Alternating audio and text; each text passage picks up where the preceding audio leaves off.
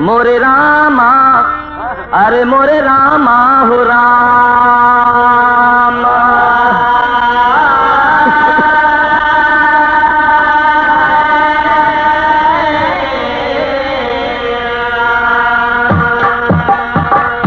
इन दिन बिगड़ा जात बा प्यार और व्यवहार।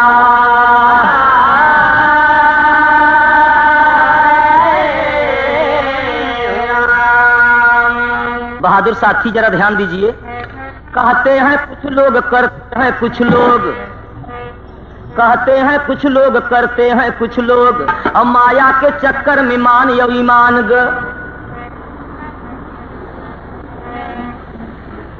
और मानव मानवता के आज कहाँ खोई दिए, और मोहे पर बखान करें पीछे आन तान ग। नाता भी जोड़ ले तो जल्दी से तोड़ दे, और खाए पिए बिना देखा साझे का मेहमान ग। खाए पिए बिना देखा साझे का मेहमान ग। राम कैलाश कहे के कर विपत्ति गाई, दूसरे के बियाहे में अगुआ का जान ग।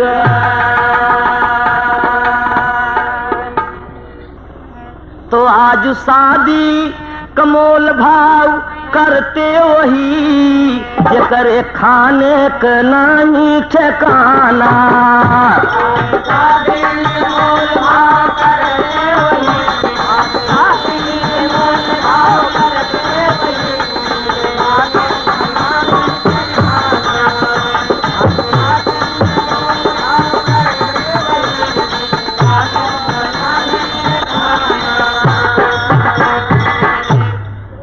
दोस्त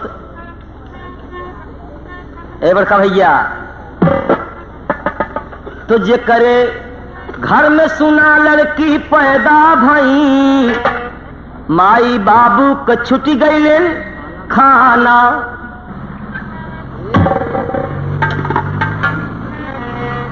दोस्त इस गाना पर रिसर्च करना है आप। गाना बहुत सुने हुए, लेकिन समाज के लिए थोड़ा सा कैलाश आपके बीच में क्या बोल जाए, कोनो गलत बात निकल जाए तो माफ करिए आप। इतना ही नहीं तो आज अखबार पढ़ने से लागे, लड़की रोज जरत यो मरत है। हम बहुत कम सुने के पाए थे कि आज मर्द फूंक के पुणे के मर गवा। आगी लगाए ले औरत अधिक कह के काहे बदे, मान अपमान की बात बा। तो आज अखबार पढ़ने से लागे कि लड़की रोज जरत यो मरत है। कितनी घरे में देखा कि शादी भैली, बहू ससुराल गई। शादी भैली, दुल्हन ससुराल गई, बबुई रात की सुहागन जाना। ओ ला ला ला नारन नारा।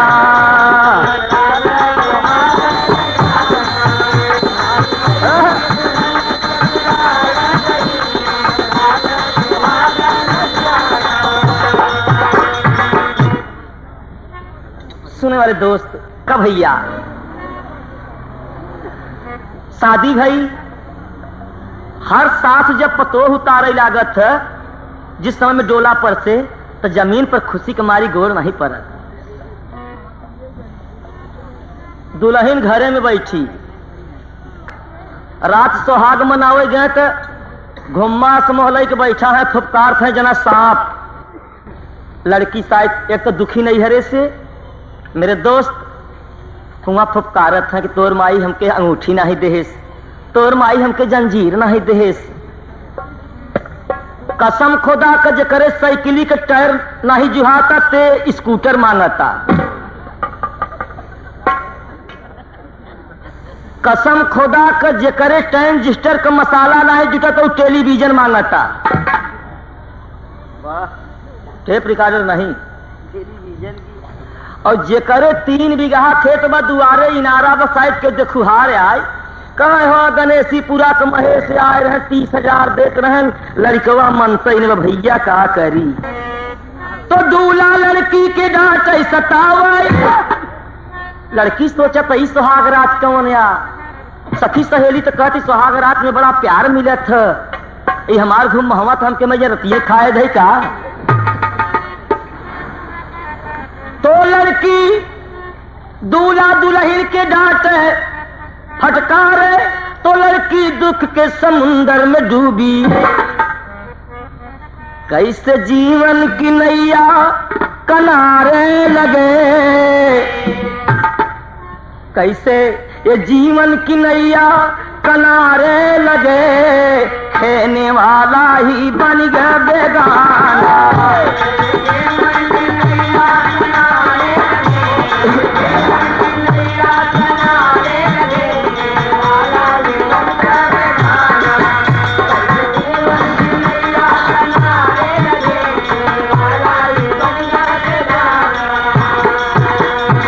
इस गाने में आपके रोना भी पड़ेगा और हंसना भी पड़ेगा। मार साहब तेरी के भाव बा। बीमारी नई की देश में चली, ये आज 8-10 वर्ष से चली है। हमारे सबके जब बियाह होता रहा तो हमारे माई बाबू है गोरन जमीन पर परत रहा कि कैसे हमारी लड़कियां कर रही है क्यों बिगाड़ न दे। सब का ऐसा ही रहा, क्यों न पता पाओ न बियाह बिगड़ जाए। मेरे दोस्त ये 10 साल से चली है बीमारी, और वो चली कैसे एक बुनियाद बता दे। जैसे केहू कहे मरण रहा, केहू कहे कोढ़ रहा, केहू कहे फूल रहा। तू अच्छे घर में जब शादी करे तो पैसा ज्यादा दे के करे, और तमाम लालची मिले पैसा लेके कैले, वो देखी देखा बन गया फिर रिवाज।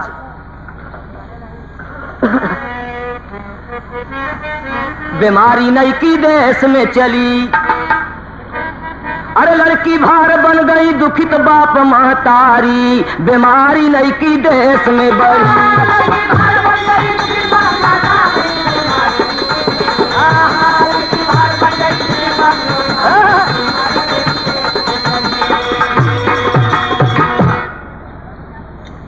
अत्याचार ये पार होत बा, कैसे होए देश सुधार, उनकर कैसे होए गुजारा जेकर गरीब बा परिवार। अबरा के जबरा धई का डांटा, इज्जत लूटई चढ़तई बाजार। आरे क्यों नहीं छोड़ते बड़े कभी टिया गांव भर का सरहद, और बियाह करे तो कहीं हमके फटफटिया चाहे।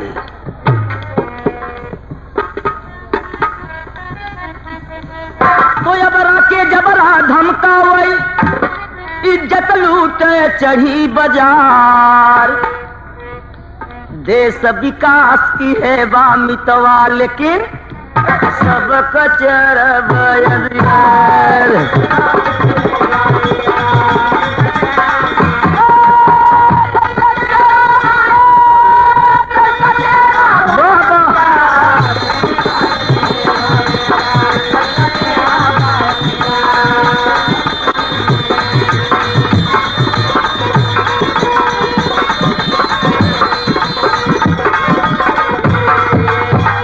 मेरे बड़का भैया तो ज्ञानी बने ज्ञान न जाना, ये बतिया समझे तबो न। ज्ञानी बना है तिलक मंदरा लगावा, लेकिन पता कुछ नहीं बा। कोट पहिरे हैं करियई, बड़का एडवोकेट बोलत हैं, मुकदमा सब खारिज बा। कोट पहिरे से वकील नहीं होता, उसके पढ़ाई पढ़ना पड़ता है। डॉक्टर झूठा ही आला लगा के डिस्टिल वाटर भर दे तो बीमारियां मर जाएगा। बड़का भैया तो ज्ञानी बने ज्ञान न जाना, ये बतिया समझे तब न माना। अरे न पहचाना कैसन हो रिश्तेदारी, बीमारी बड़की देश में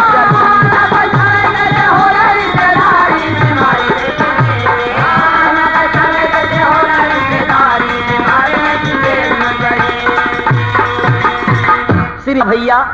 एक डर कथा बा का मथुरा जिला गांव नंदूपुर, जमुना जी के बसा कगार, और वही गांव के हरी राम थे, जाति के गुजर रहे दिलदार। लड़की उनकर 10 में पढ़त रही, शादी तय की है जमुना पार। तब लड़का कर बाप का बाप चुप्पे से दई दे 30,000।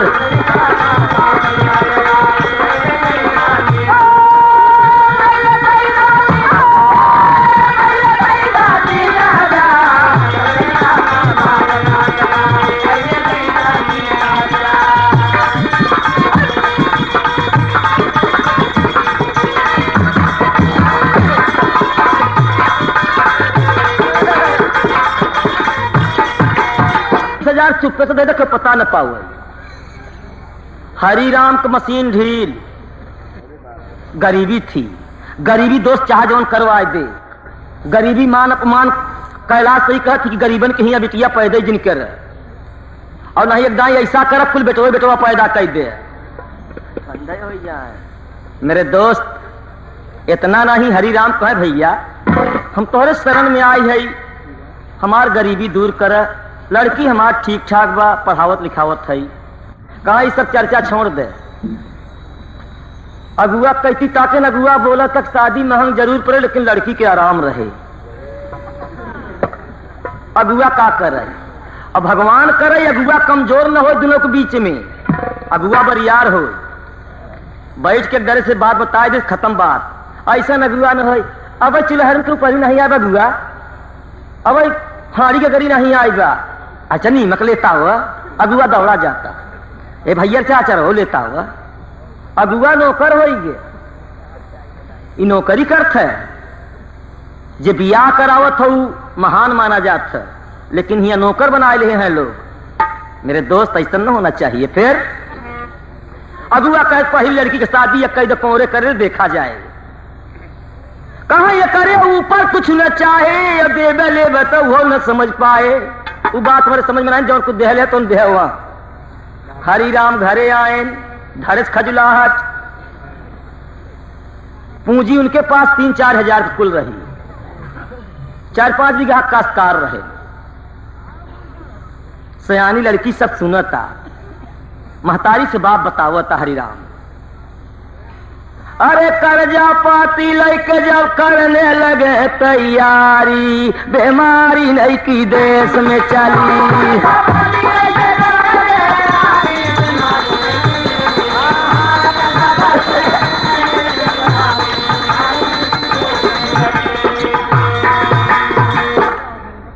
बाबूजी 30,000 रुपया किसी तरह से जहवाए के खेत होते का बीघा गहन वन भाई के पहुंचाई आए, और तब से बिहान से चिट्ठी आई जो लड़का बोला फोटो फोटो फोटो देखब लड़की कैसन बा।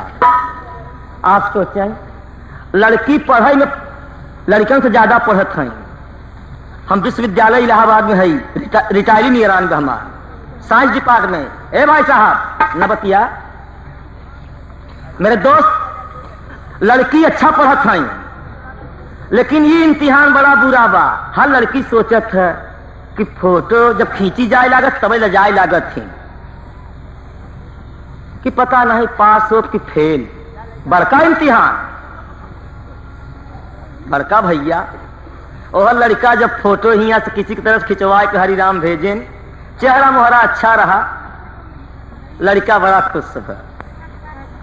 तो लड़की का फोटो देखे लड़का तो खुशी ओहर, एहर में लड़की दुख मन करता गुणनवा। शादी के तैयारी में हरिराम काट वेला खाए, काट वेला वैसे ही रह जाए, ऐसे ही हो गए। लड़की बाप के दुखित में दुखित बा, हर लड़की अपने बाप के दुखित में दुखित रह थी। लड़की एक बात और सोचे, कभी लिखना पड़ा, हमारे करनवा मोर बाबू कर दीदार भइलेन, कैसे होई है उरी मोर बपई बीरनवा। 3 बहिनी 1 भैया, सदिया कर के बाकी, बपई के सुखावा में भैली दुश्मनवा। सब लड़की सहेज दो चार लड़की रोज आते का रे फलनिया का पे रोत रहते दिन भर। कहा चुप रहो रे, हमार बाप मरा चाहत है, इस शादी बेकार फंसी गई। कभी के लिखना पड़ा कि जनमत मौतियाल दिया मोरे बापाई हो, इह दिनवा देखई बद। अगुआ से कहा सुना अब दुआर चार न हो, कहे तब कहा लड़की देखब, कहा अरे यार नई रीत निकारत है तू। कहा सुना पता नहीं लड़की के मुंह भर देखे है ठीक बा, कतो तगड़ी हो पतील हो कैसन हो, सब कहे चुप रहा। बुढ़ापा उढ़ापा हमारे सुना के नहीं कहे का बेकार वाली बात करते बिगड़ ये कहीं चुप नानी के दुम बिलाड़ी फूल सटाप फटाप दुनिया का लगा झाड़।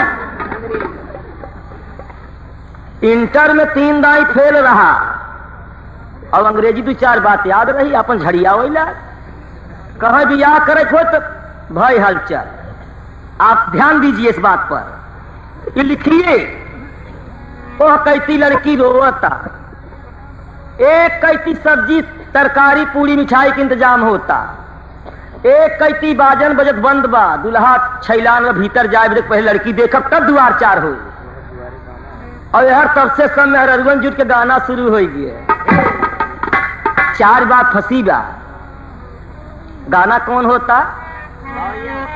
गांव को तर्ज उठाए ले गए बम्बई वाले, गावत ही नदी अखबार में, जब तक की फेरे नाही पूरी आई साथ तब तक दुल्ही नाही दूल्हा के, ओ तब तक बाबूनी नाही बबुआ के ना।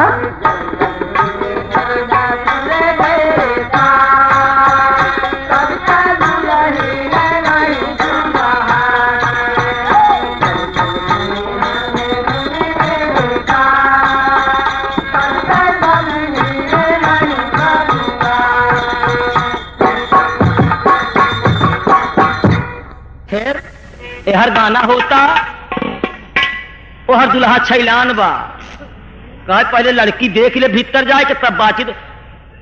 हरी राम पहुंचे लड़की के बाप कहे गाना वाना बंद करो सर, मामला दूसर फंस गए। ये खबर लड़की के पास पहुंच गए, सब कहे तो के देखा ही आओ से बने के बैठ जा, हेस कैले होवस कैले, तब तो फूट फूट के रोवा ताकि डबल सजा। आजकल कैसन कतन भवा जरा 4 पद आल्हा बा। हरिराम को बोलाओ कहे भैया लड़की देखा तो लड़की वाले बिगड़ा, कहे ठीक है भैया। तो हरिराम दुख में बोले मधुरी बचनिया, चल के बबुआ के देखता न हमार।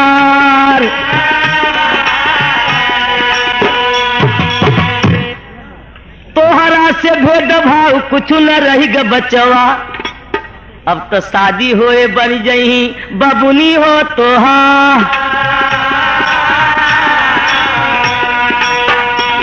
वही के दुल्हा बखरिया में गई लेनी,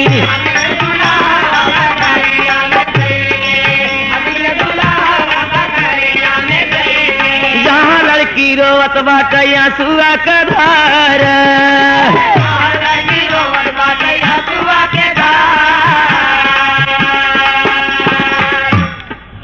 दुल्हा हर हर देखा था क्यों बात नहीं।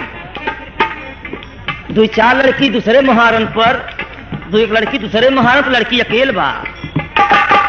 लड़की बड़ी शौकीन रही, चंदा के समान रहल बबुनी के सूरतिया,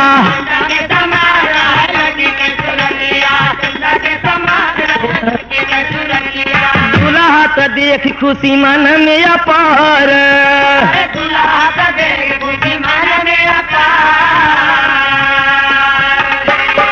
कहे हे तू ठीक है, बहुत अच्छी है, सोचन मजाक करता।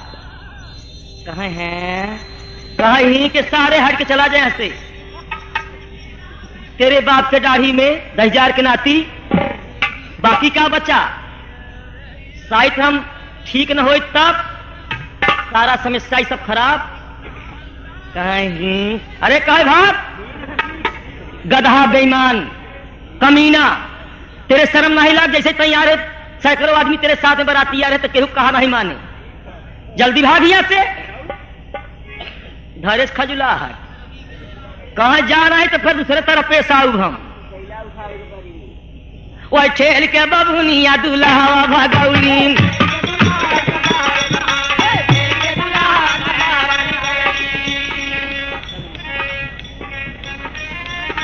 अरे संगवा में सखिया रही नी दुई चार,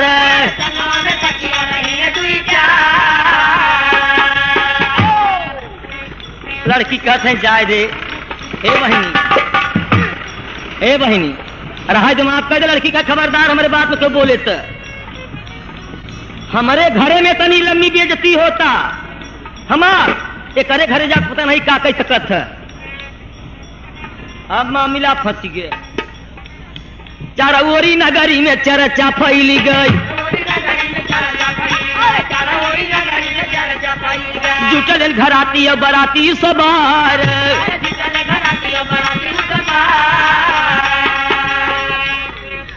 वही हरिराम बाबू ही के लागे समझावई,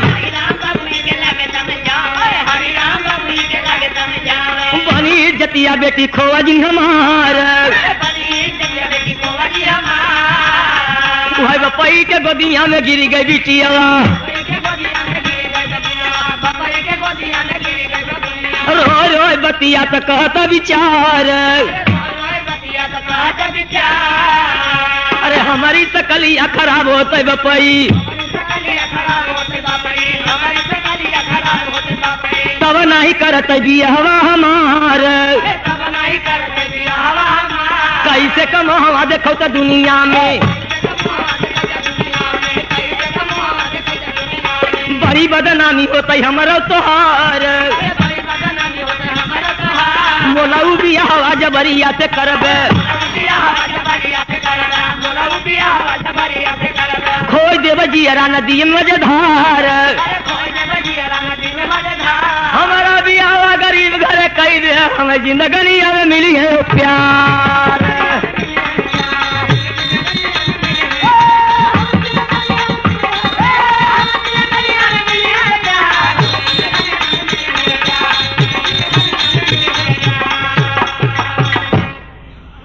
सब सन घराती बराती देखा था कि अब का हुई, लड़की बड़ा जोर फटकार का हमार मोह के जिन देख, हमारे दरवाजे पर जितना जने बराती नाच का रहा है जल्दी से भाग जा। सब कहें अरे भैया हम पचे का के है, कहा भाग जाओ, नहीं जान हम खोई दे, हम दूसर का दूसर हो आग लगा जब घर हमारा पूरा जरे और सब के पकड़ के कूटा जाबे, सारी तोहार सबको हमानी वह सफा हो जाए। जब तोहरे सबके कहे मेरी लड़का नहीं बा तो तुझे बराते कहे आए कर संगे,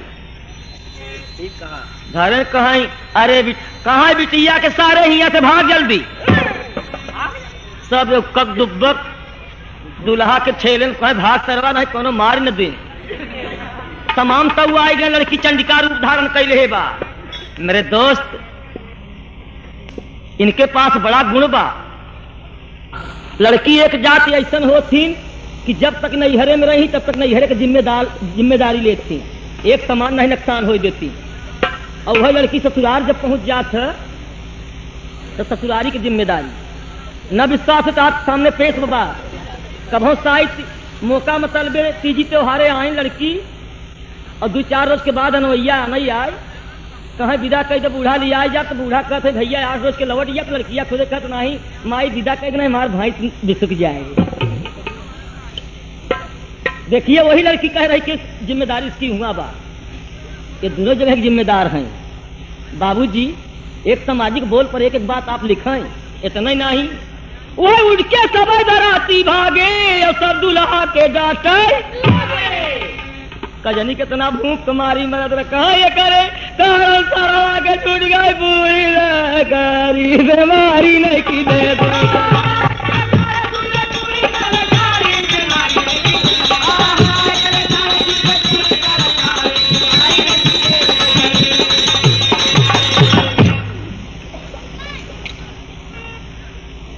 बड़के भैया बरातिन के खावे घर तो रहत का जानी कितना जने दोपहरे नहीं खाए तो चला रहे चल सही आज रसगुल्ला ले, अहिया पानी तक नहीं पिए पाए और हर गाना बजाना मेहरारू करथई दुल्हा कहिया कि सवेरे दुल्हन आए तो से दुल्हा पहुंच गए राते चर्चा फैल गए कहे कस पेरुआ से मुँह लटकाए के बैठन कहे का बताई तो गाने का आखिरी निचोड़ का बा हाय कैलाश देखते देखते ही देखा कि बड़ी दूर गतिया करावई दहे जवा बड़ी दूर गतिया हो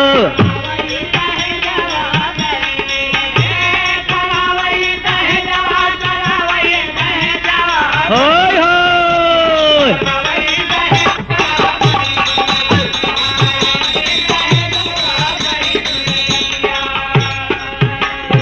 ए बड़का भैया जे करे घर में औरत नाही भूतवन का डेरा और बिना औरत का जीवन सब दिन अधेरा कमीरा बड़े भैया जे करे घरे में मेहरारू नहीं बा गंगा जी कसम बड़े बड़े ब्रह्मचारी रात चोथ इन माटी के मेहरारू कैसन हो थी भैया तो वही गायन नहीं कि 4 जोजन गंधात रहे पता नहीं कौन मसाला लपेट के तब पैदा किए लड़का व्यास की मेरे दोस्त इतना ही नहीं तो दुख और सुखवा कऊ का जनी है हले जवा दुख और सुख का जनी कितनी लड़की जारी जात है कितनी गईलिन मारी और कितनी कहोई गईले देश का निकारी कैलसवा कहे कि ऐसे भले मन इनके ना लागली है जवाब बड़ी दूर गतिया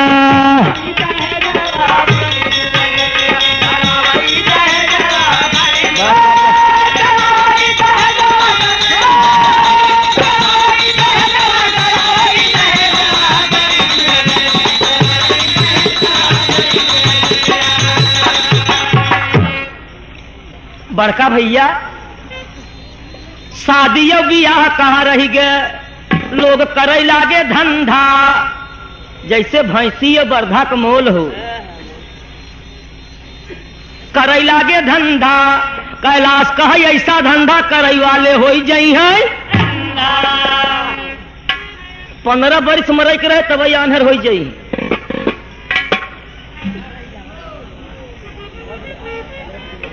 अरे बच्चा यो बचावा नहीं धैले मारा जवा बड़ी दूर गतिया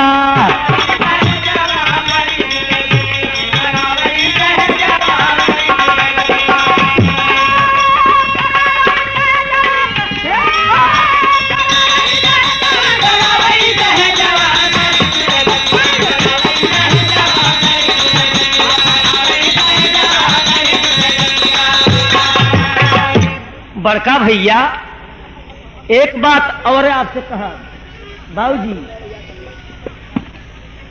झगड़ा कभौन होए कब कि दोस्ती शादी कर जोड़ से लड़ैया किसी से दुश्मनी करना है तो जोड़ कर शादी करे को पहले तय कैले कि इतना लेन देन हम ना कर तोहार मन हो कर नहीं जा हम गरीब के ही यहाँ कर और प्यार जितना गरीब के ही यहाँ मिलत उतना अमीर के ही यहाँ नहीं मिलत अब है कौन बरियारे मेहमाने के हिया चला जब मेहमानी गरीब जे होता तो ओकर खटिया पिछवारे पड़ीगा सब खवैया नौजवान नंदोई बहनोई तो खात हैं फूफा बैठा है पिछवारे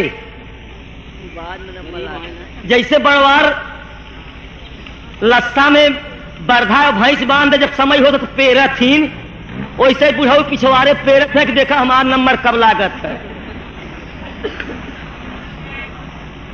बड़का भैया दोस्ती या शादी कर जोड़ से लड़ैया तब नाही केहू के दबाए केहू भैया अरे जागा यो जगावा नहीं चढ़ जाए कर जवा बड़ी दूर गतिया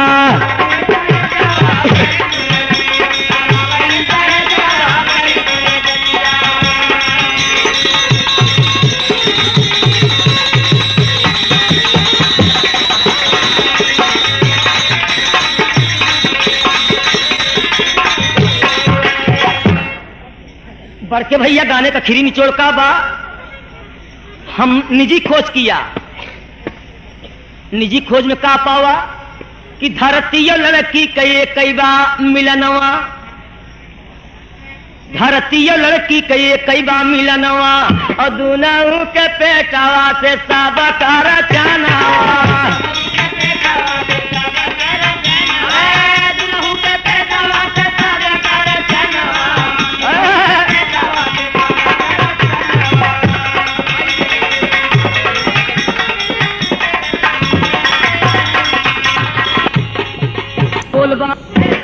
तो बचे और बचाव, जागे और जगाव नहीं, चढ़ जाए करजवा, कर्जा चढ़ जाए तो फिर उत्तीर्ण नहीं हो सकते। बड़े भैया का आखिरी बोलबा। बड़के भैया एक खोज मैंने और किया, का अरे बाबूजी से बड़ा था, अरे माई का करजा बड़ी दुर्गतिया कराई दजा बड़ी दुर्गतिया।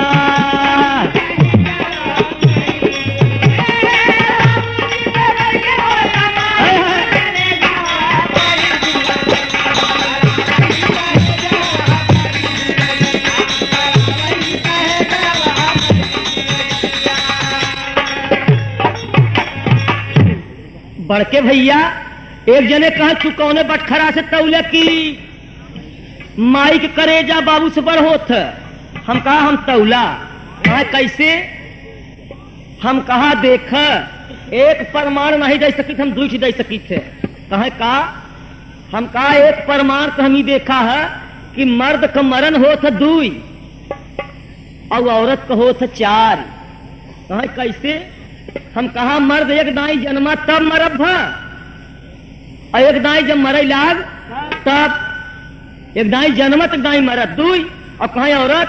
हम कहा एक दाई जन्मी तब, एक दाई जब गाँव ने ससुराल जाए लागिन तब, तीसरे दाई जब उनके खुद लड़का हो लाग तब, चौथे दाई जब अखीर हो लाग।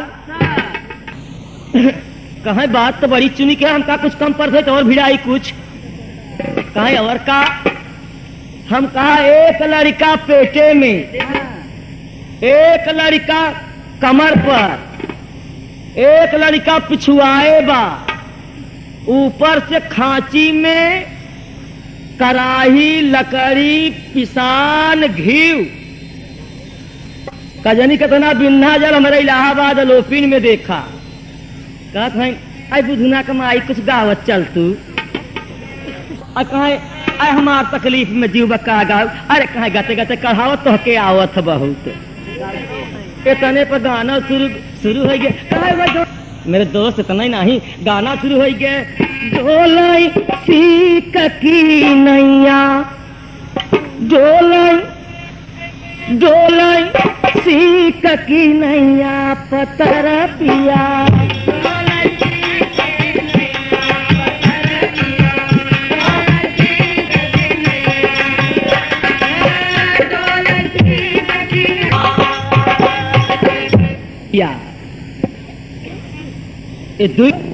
कहे जब मैया आए पहली की दैया, जब मैया आए पहली की दैया, राखई पलक की नैया।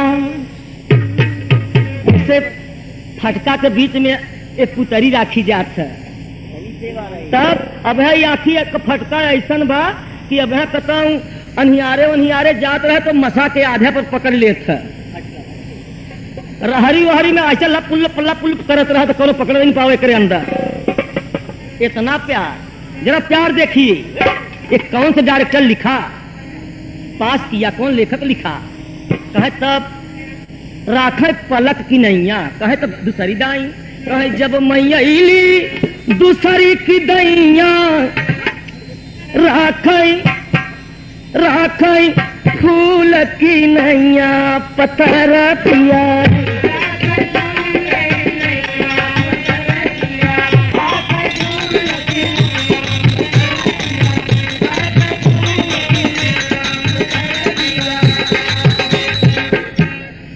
कहे फिर?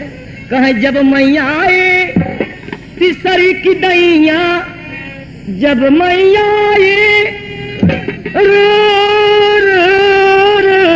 राजा बदल दे का जब मैया आई तीसरी की दैया तीसरी की दैया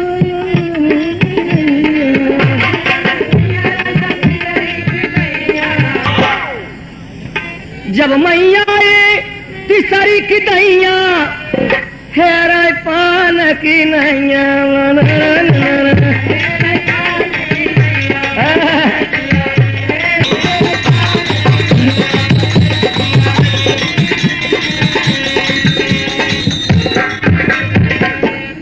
गाने का खीरी मोड़ बा कहे तब कहे अब न गाता रच के और बताए दे कहे जब मैया आए चौथी की दैया जब मैया आए चौथी की दैया चौथी की दैया तू तो ध्यान की नैया पत्थर दिया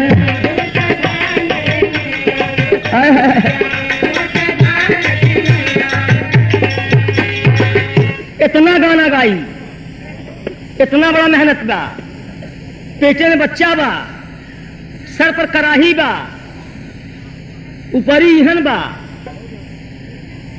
बच्चा पिछुआए बा हम कहा भाई 2 दिना के मेहरारू नैहरे चली जाती एक छोटवा लड़का छोड़ के तब खजुलाहट बढ़त गलती की है भगवान की गलत हमें न कहे चाहे कि हम का गलती की हैं एक हफ्ता मेहरारू बनवे के रहा एक हफ्ता मर्द जो केहू के केहू जाटत न चारों तरफ यही बा चर्चा शादी में बा भारी अरे राम कैलाश काय की अब जीवन है नारी बीमारी नहीं की देश में चली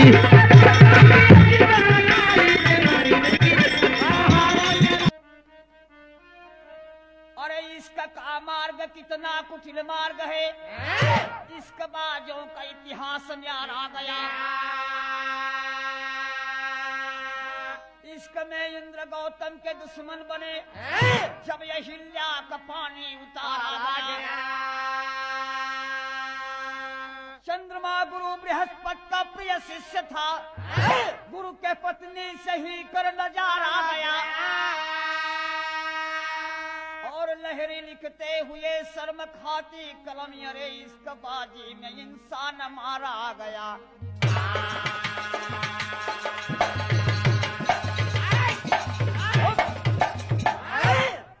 बाबा इश्क का मार्ग इश्क का रास्ता बाबा इश्क का मार्ग कितना कुटिल मार्ग है इसके बाजों का इतिहास न्यारा गया इश्क में इंद्र गौतम के दुश्मन बने जब यह हिल्या का पानी उतारा गया चंद्रमा गुरु बृहस्पति का प्रिय शिष्य था गुरु के पत्नी से ही कर नजारा गया लहरी लिखते हुए शर्म खाती कलम इश्क बाजी में इंसान गजल का टुकड़ा है कहना यह है कि मिटा दे गैरों की हस्ती उसे औलाद कहते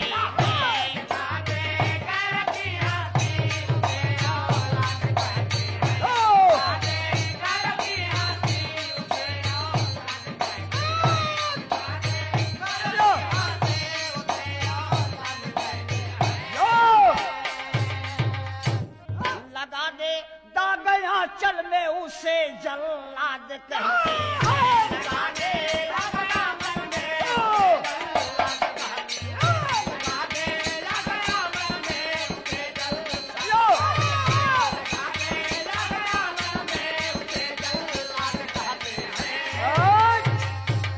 मिटा दे गौरव की हस्ती उसे औलाद कहते हैं लगा दे दाग या चल में उसे जल्लाद कहते हैं देखिए महीना बहुत बढ़िया मौसम है बसंती ऋतु है और रावण की बिटिया बावड़ी सोचती है कि मेरा पिता भयंकर लड़ाई में मस्त है मेरी शादी का ख्याल नहीं कर रहा है और यह जमानी इस बगीचे के लहर को चूम रही है और रावण के बगिया में घूम रही है कभी को लिखना पड़ा कवि को लिखना का पड़ा कि जब आए बसंती बेला और कलियां खिल गई बागल में, कि जब आए बसंती बेला, जब आए बसंती बेला, जब आए बसंती बेला, कलियां खिल गई बागल में, कलियां खिल गई बागन में, कलियां खिल गई बागन में, कलियों पर भंवरे झूमे, कलियों पे भौरे झूमे, कलियों पे भौरे झूमे, अरे शोर करे रागन में, हलचोल करे रागन में, हलचोल करे रागन में, रावण की सुता सयानी, रावण की सुता सयानी, रावण की सुता सयानी, बरुणी के चढ़ी जवानी, बरुणी के चढ़ी जवानी, बरुणी के चढ़ी जवानी, अरे रावण की सुता सयानी, बरुणी के चढ़ी जवानी, बेदर्दी बना दसानन खोजा न उसे परानी। अरे बाप रे बाप, बाबा बेदर्दी बना दुसानन खोजा न उसे परानी। बाबा इसी पर लिखा है कवि ने कि लगा दे दाग आंचल में उसे जल्लाद कहते हैं। रावण अपनी इज्जत का ख्याल न करके और मस्त है लड़ाई के मैदान में भाई साहब। और रावण की औरत जिसको मंदोदरी कहते हैं, मंदोदरी एक दिन समझाने लगे कि पिया आप लड़ाई में मस्त हैं, बिटिया जवान बा घर में, अगर कदम कहीं बहक जाई तो इज्जतिया माती मिल जाए, एक कुछ ख्याल कर ला। रावण कहा मुझसे बात न करो, जब तक मैं राम को नहीं जीत लूंगा, अरे जब तक मैं राम को नहीं जीत लूंगा तब तक मैं इस बात पर ध्यान नहीं करूंगा। मंदोदरी बढ़ जाओ। मंदोदरी को ठुकरा दिया दोस्त। रावण की बिटिया लाचार होकर के और उसी बगीचे में जाती है अपने पिता वाले में और बैठ जाती है, कहती कि मेरे बाप का गुरु शंकर है, अगर मेरा बाप मेरी शादी नहीं करता है तो मैं इसके गुरु शंकर के साथ शादी करूंगी। भाई साहब जा करने बढ़ जाती है, यह कहना बा हाय हाय हाय हरे पपिहारा, पपिहारा हरि के बोल मती बोला, पपिहारा हरि के बोल मती बोला, पपिहारा हरि के बोल मती बोला, पपिहारा हरि के बोल मती बोला, पपिहरा हरि के बोल मती बोला। लड़कीवा बैठी व माला लेके जपे लगी भगवान शंकर का और पूजा कर रही है। भगवान शंकर पार्वती जी के साथ कैलाश पर्वत पर बैठे हैं और इधर लंका में जाप कर रही है रावण की बिटिया। 12 अक्षर गिन गिन करके माला पर फेर रही है। ओम भगवते वासुदेवाय नमः, ओम भगवते वासुदेवाय नमः, ओम भगवते वासुदेवाय नमः। शंकर जी के आसन डोले लगा और कवि के लिखे पड़ा कि पूजनावा, अरे पूजनावा कैली हाय भोला का, पूजनावा कैले हाय भोला के, पूजनवा कैले हाय भोला के, पूजनवा कैले हाय भोला के, पूजनवा कैली हाय भोला के। कर में उमलवा लिहले गुजरिया, कहैया आवा हमारे भोला संवरिया। भोला खबरिया, भोला खबरिया, आवा मोरे भोला संवरिया। रंगनवा डोला है भोला के। यह मस्ती में शंकर जी झूमे लगे कि रंग का बौछार फागुन का महीना मस्त, ओ यही में कोनो हमार सेवक बुलावत बा। हे पार्वती, शंकर जी पार्वती से कहे लगे कि देखा हमारे को भक्त मृतलोक में बुलावत बा, तो हमके जाएगा। पार्वती के मनाए के बैठाए के भगवान शंकर भोलेनाथ हाजिर हो गए लंका में बगिया में रावण के। और इधर बावणी बैठी है पूजा पर और भगवान शंकर का जाप कर रही है। शंकर जी जा करके और बावणी के बगल में खड़े हो गए। ध्यान देने की बात है कि रावण के गुरु शंकर हैं और बावणी रावण की बिटिया है। रावण के बिटिया अपने बाप के गुरु से ब्याह करे के चाहत बा, काहे कि दोनों के बाप नालायक बा, ओके शादी पर ध्यान ना करत बा। भाई साहब कहना यह बात तेरी के भाव लगा रहा जगत में। अरे राम जवनिया जल के राख हो गई, कल पे कली अली बनड़ा जल बदलिया, जवनिया जल के राख हो गई।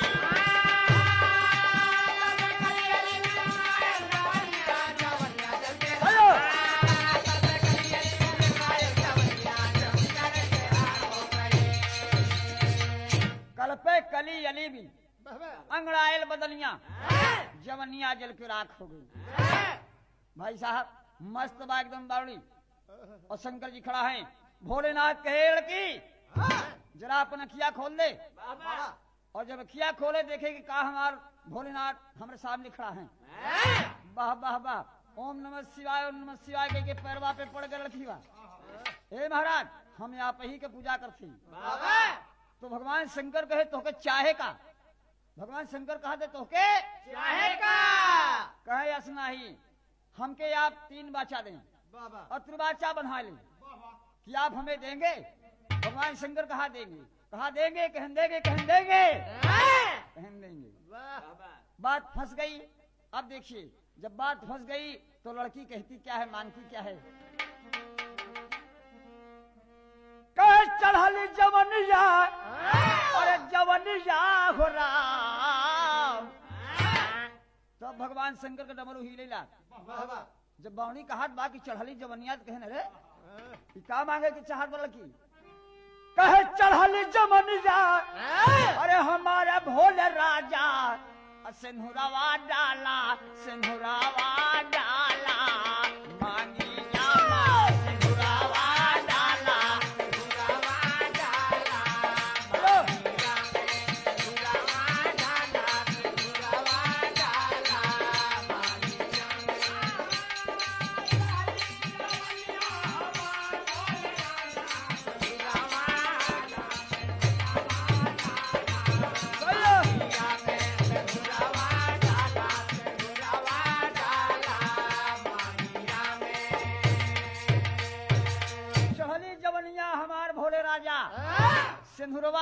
सिंधुरवा डाला मंगिया में। भगवान शंकर भोलेनाथ का डमरू धरती में आई गई। अरे ए लड़की तू कौन है। कहा मैं रावण की बिटिया हूँ। कहा रावण दशकंधर तो मेरा शिष्य है। कहा बस बस बस बस महाराज पहुंच गए आप, बस आपके शिष्य का हम लड़की है। अरे ये तू क्या मांग रही है। तू मेरे शिष्य की लड़की है और तू मेरे साथ शादी करना चाहती है। कहा हाँ महाराज, क्योंकि आपका शिष्य पागल हो गया है। वो लड़ाई के मैदान में है और उसे लड़ाई का नशा चढ़ा है और मुझे सगाई की नशा है। आप वचन दिए हैं तो मेरे साथ आप शादी करें। देखिए अरे बोली है बरुड़ी ठिके कमरिया, बोली है बरुड़िया इसके कमरिया, बोली है बरुड़िया इसके कमरिया। बन जाता भोला तू हमारे समय, बन जाता भोला तू हमारे समरिया, बन जाता भोला तू हमारे समरिया। बन जाता भोला तू हमारे समरिया। मन में करा तू विचार भोले राजा सिंधुरवा डाला हमारे बंगिया में। भगवान शंकर जी का बोले गए बिटिया अरे तू ये करे बदले में दूसर कुछ मांग ले रे। तू तो खानदानी लड़की है। कहा महाराज अगर देना चाहते तो हाँ कह दे, ना देना चाहते तो ना कह दे और आप जाए, कोई मतलब नहीं मुझसे आपसे। भगवान शंकर वचन हार के फंस गए दोस्त। और भगवान शंकर फंस गए। विचार करते हैं कि लड़की को बहकाना चाहिए। वचन में दे दिया कि जा ये त्रेता युग है और मैं तेरे साथ अपना अंश दूंगा द्वापर में। बताइए त्रेता की बात है, त्रेता की तपस्या उसकी है और दुल्हा पाए वो द्वापर में। कहा तब हमें मंजूर बा लेकिन हम दुल्हा आप ही के बनाओ। भगवान शंकर भोलेनाथ अंतर ध्यान हो गए दोस्त, अंतर ध्यान हो गए और इधर से कहानी बढ़ती गई। उसे इंतजार है भोला हमारा दुल्हा बनी।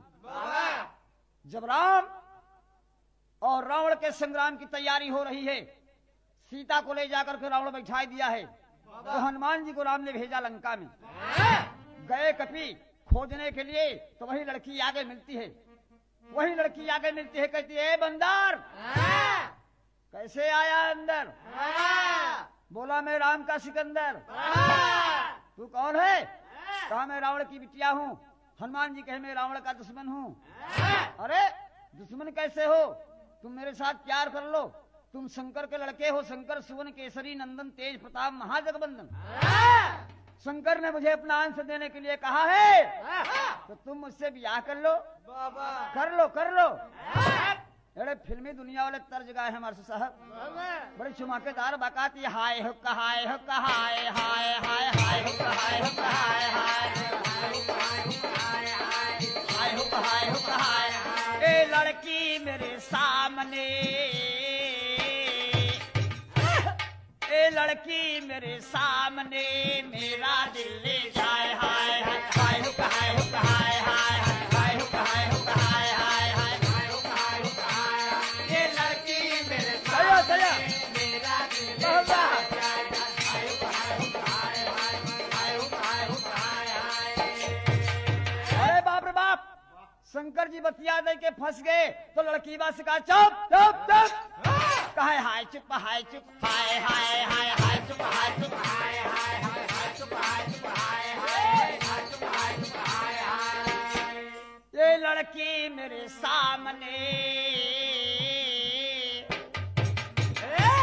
ये लड़की मेरे सामने, मेरा दिल बहलाए हाय हाय हाय चुप हाय चुप हाय हाय हाय हाय चुप हाय चुप हाय हाय हाय चुप हाय चुप हाय हाय। ये लड़की मेरे सामने, मेरा दिल बहलाए हाय हाय चुप हाय चुप हाय हाय हाय चुप हाय चुप हाय हाय हाय चुप हाय चुप हाय हाय। शंकर जी कहा चुप चुप चुप।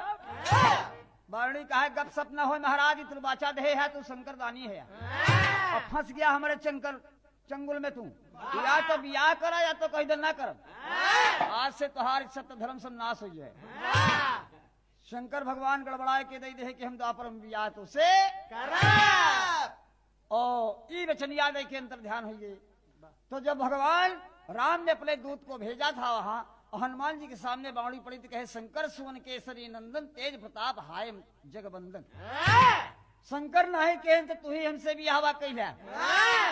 एड़ तर्ज बा फिल्मी दुनिया वाली है तो गाए है हाय हाय कजरा मोहब्बत वाला, अखियों में ऐसे डाला, कजरे ले ली मेरी जान, हाय री मैं तेरे कुर्बान। लेकिन भाव उस तरह है, हनुमान जी कहते हैं कि बोले है तब बजरंगी, बोले है तब बजरंगी, बोले है तब बजरंगी, बोले है तब बजरंगी, बोले है तब बजरंगी। हनुमान जी कहा लगे कि सुन रहे लड़की, बोले हैं तब बजरंगी, मैं तो भगवान का संगी, लंगी लगे ना तेरे देश, बिखरा भवानी यमुन के। बोले हैं तब बजरंगी, मैं तो भगवान का संगी, लगे ना तेरे देश, बिखरा भवानी बाबा। बोले हैं तब बजरंगी, मैं तो भगवान का संगी, लंगी लगे ना तेरे देश, बिखरा भवानी यमुन के। कहे जिसकी तू बेटी है पक्का बेईमान है वो, जिसकी तू बेटी है पक्का बेईमान है वो, जिसकी तू बेटी है पक्का बेईमान है वो, जग की जननी को चुरा के बनता बलवान है वो, जग की जननी को चुरा के बनता बलवान है वो, जग की जननी को चुरा के बनता बलवान है वो, दुनिया के मालिक की ना पहचान है वो, दुनिया के मालिक की ना पहचान है वो, दुनिया के मालिक की ना पहचान है वो, दुनिया के मालिक की ना पहचान है वो। ये नहीं समझ पाया रे तेरा बाप कि राम कौन है लक्ष्मण कौन है। राम जिनके भाई शेषा उतारी, वो जिस समय सीता की खोज में लंका में आएंगे तो क्या होगा। कह जय दिल लंका में यही है, जय दिल लंका में यही है, जय दिल लंका में। ए भाई साहब, जय दिल लंका में यही है, जय दिल लंका में यही है, लंका मासान बनई है, जय दिल लंका में लंका मासान बनई है, जय दिल लंका में लंका मासान बनई है। तो बची है न पापी कोई से, बिखरा भवानी यमुन के। लंका में है लंका मासान बनई है, भवानी यमुन के, बिखरा भवानी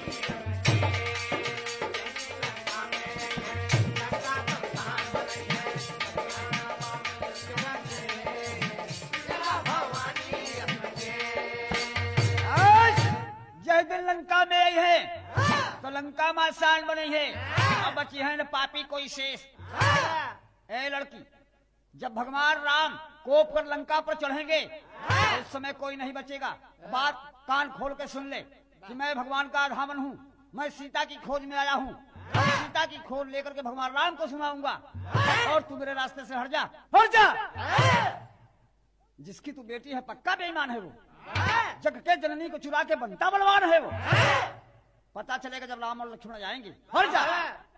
धामन में बन के आया अवध बिहारी जी के, समझ ले कि धामन में बन के आया अवध बिहारी जी के, धामन में बन के आया अवध बिहारी जी के, धामन में बन के आया अवध बिहारी जी के, करने में खोज आया सीता महतारी जी के, करने में खोज आया सीता महतारी जी के, करने में खोज आया सीता महतारी जी के, चरणों का दास हूँ मैं जनक दुलारी जी के, चरणों का दास हूँ मैं जनक दुलारी जी का, चरणों का दास हूँ मैं जनक दुलारी जी का। ए भाई साहब, चरणों का दास हूँ मैं जनक दुलारी जी के। समझ ले पहले बात, जेकर देवर बलधारी लक्ष्मण शेषा उतारी देही बाण मोहना में ठेस, अब बिखरा भवानी अब ना बहबा बावणी समझ के कि मुझदंडाई माने न। कहा एक बात व्यक्त तू हनुमान है, कहीं हनुमान है, कहीं शंकर का खेल आगा तू, कहीं शंकर का बेटवा है। बात कहें बात यह है कि तू हमसे बिया कर, तोहार बाप हमका वचन दे हैं, कहें तोहार बाप हमार बाप तोहका वचन दे हैं, लेकिन तोहार बाप हमार सत्यानाश कर दिए हैं। कैसे हमार तोहार पढ़ लिखा है तो दुश्मन का बिटिया हो, और सामने से अगर हटती है तो हटती है नहीं देखती है गदा मेरा। बाबर बाप बावड़ी डपट में गिर गई, हनुमान जी आगे चल दिया, कहानी मोड़ ले लिया, बात खो गई। शंकर जी अपन वचन दे तब न बिया के अरे मुस्टंडा बांधन मिला तब इनकार कर दे। भाई साहब अब बावड़ी लाचार हो गई, लाचार होने के बाद किया क्या कि वही जंगल की लकड़ियां, बगीचा की लकड़ियां बटोर करके और चिता बना करके सोचा कि मैं इसी में बैठ के जल जाऊं। भाई साहब जलना चाहती है, 4 लाइन बनारसी अलग लाइन बा।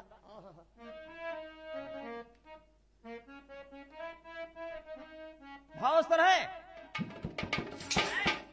हाय हाय हाय कि कौन हो चिड़ैया भोरे, अरे कौन हो चिड़ैया भोरे, 4 गोड़ावा से चलली, कौन हो चिड़ैया भोरे, 4 गोड़वा से चलनी, कौन हो चिड़ैया भोरे, 4 गोड़वा से चलनी। अहो त दुपहरिया दुई गोड़ रही जाय, दुपहरिया दुइये गोड़ रही जाय, दुपहरिया दुइये गोड़ रही जाय। कौन हो चिड़ैया भोरे 4 गोड़वा से चलली, अहो तो दोपहरिया दुइये गोड़वा रही जाए। विचार करें यार, हिंदुस्तान में या विश्व में कौन ऐसी चिड़िया है पूरे धरती के ऊपर कि सुबह 4 पैर सी है, दोपहरिया में 2 पैर से, और जब दिन डूबे लगा 3 पैर हो जाता हमारे। और संझवा की बेला, संझवा की बेला 3 गोड़ावा से चलली रे भैया, बेला तीना गोड़वा से चलनी रे भैया, सदवा की बेला तीना गोड़वा से चलनी, सदवा की बेला तीना गोड़वा से चलनी रे भैया। और चलता चलता चिड़ैया उड़ जाए, चिड़ैया उड़ जाए, चलत चलता चिड़ैया, चलत चलता चिड़ैया उड़ जाए। चलते चलते चिड़ैया उड़ जाए। वो चिड़ैया है कौन जरा समझ ला कि वो चिड़ैया हम ही आप ही बचपन में जब लड़कपन में लड़का पैदा होला धरती पर चलेला तब 4 पैर से 2 हथवा पैर बन जाला, और जब दोपहरिया जवानी आए 2 पैर से, अब बुढ़ोती में कहें तो दाके फिर लकड़ी थमा दे, नहीं आगे रास्ता चल पहाड़ बा, तब एक लकड़ी थमा दे, लकड़िया पकड़े चलते चलते चिड़ैया। लेकिन बावड़ी विचार करते है कि बनावा से चुनी चुन के, अरे बनावा से चुनी चुन के लावाली लकड़िया रे भैया,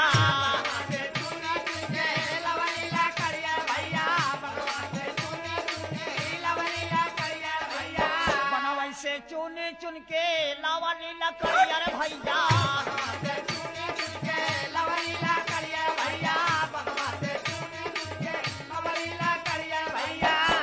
चितावा में बैठली वही चितावा में बैठलिया सनवा के मार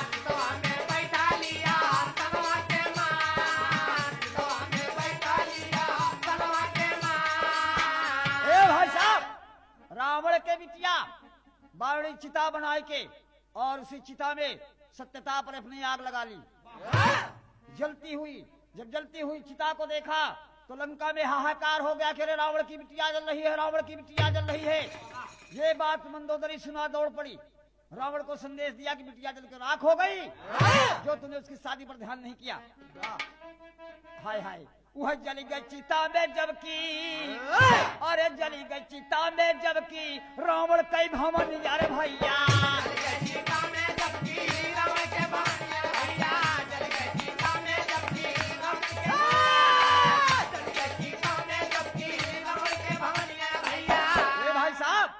जल गए चिता में जबकि रावण के भवन यार भैया।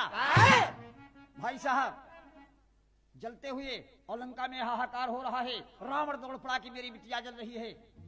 उस वक्त मंदोदरी की बात मान लिया और देखता क्या है कि धुधुआ की आग जल रही है इस जली गई चिता में जबकि रावण कई भवन यार भैया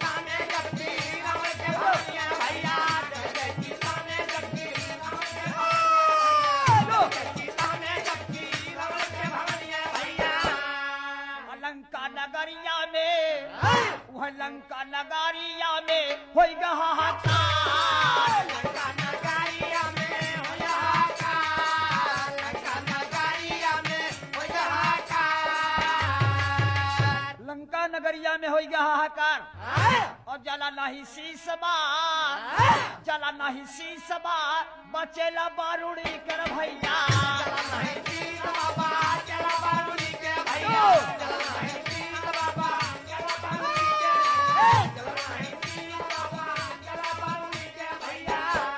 वह शीश रावण लंका में उठाए। जरा विचार करें आप कि शीश बच गया सारी शरीर जल चुकी है जला नहीं शीश बचेला बारूड़ी के भैया और वही शीश रावण लाया लंका में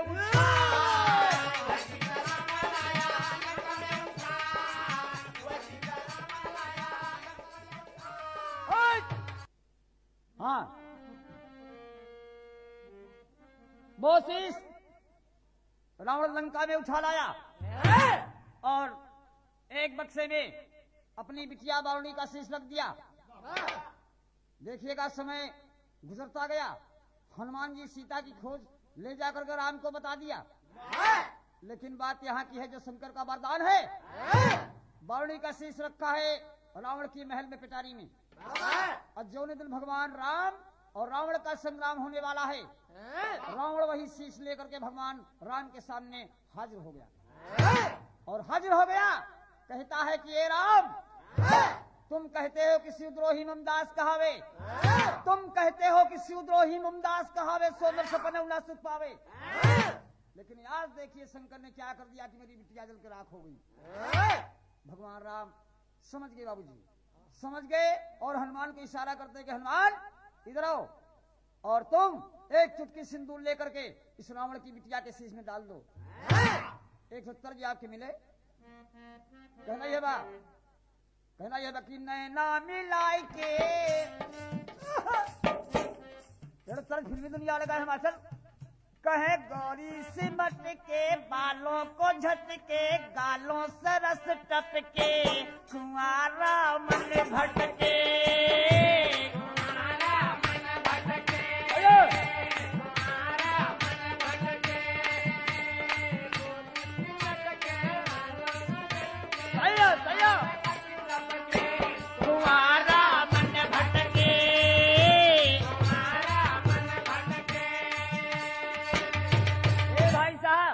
दिखाई बात भगवान राम जान गए कि नैना मिलाए के चैना चुराए के दिल को लुभाए के रे मिलाए लियो भोला को मिलाए लियो भोला को मिलाए लियो भोला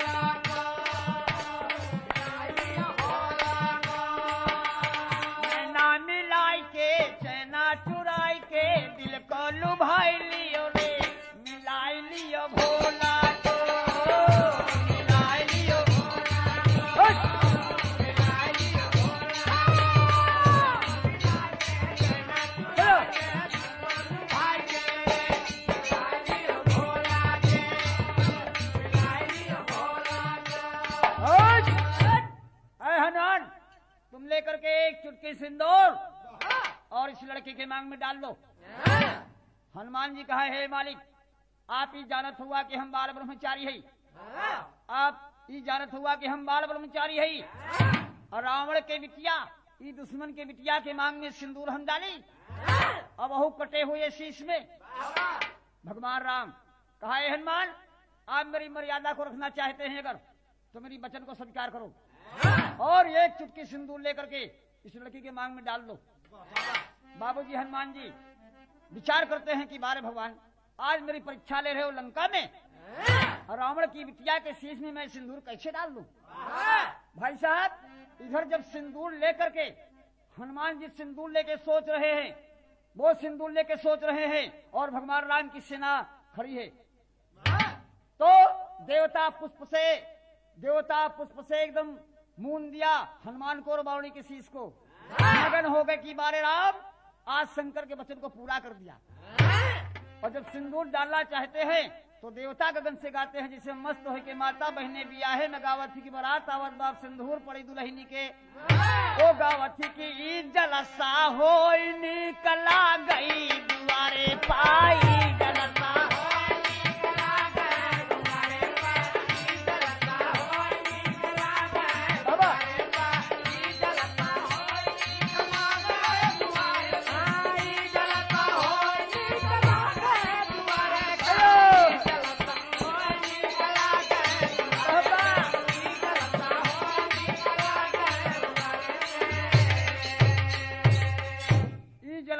निकला गई दुआरे पे।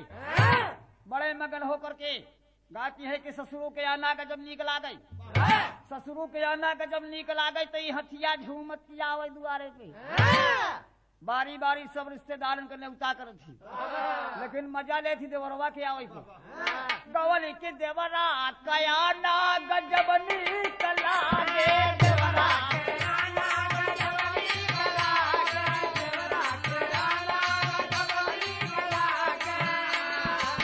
घोड़ावा ठुनक तकिया वही दुआरे पे, घोड़ावा ठुनक तकिया वही दुआरे पे, घोड़ावा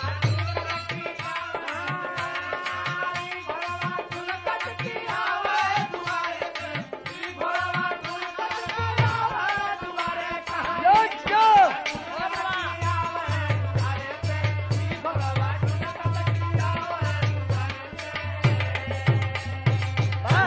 भाई साहब, यहर तो देखा कि बावड़ी के मांग में सिंदूर डाले चाहत है हनुमान जी, लेकिन इधर से मंदोदरी अपनी सहेलियों को और औरतों की मोहल्लों को बुला करके कहा कि चलिए हनुमान और बावड़ी की बियाह होत बा।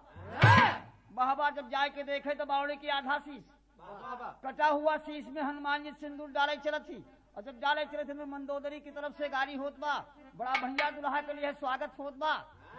देखा दुई गाड़ी बड़ी प्यारी होत बटवा राजेंद्र, एक ससुरारी के गाड़ी, एक सरकारी गाड़ी। जैसे पुलिस पकड़ ले तो एक लाइन में हजारों गाड़ी पट गई, लेकिन नीक लागे कहे कि तू जुल्मी है लड़कियां काटा की दुल्हा नाचत किया वही मोहारे पे, दुल्हा नाचत किया वही मोहारे पे, दुल्हा नाचत किया वही मोहारे, दुल्हा नाचत किया वही मोहारे, ओ दुल्हा नाचत किया वही मोहारे, कहानी दुल्हा लो करवा मोहारे पे, दुल्हा नाचत किया वही मोहारे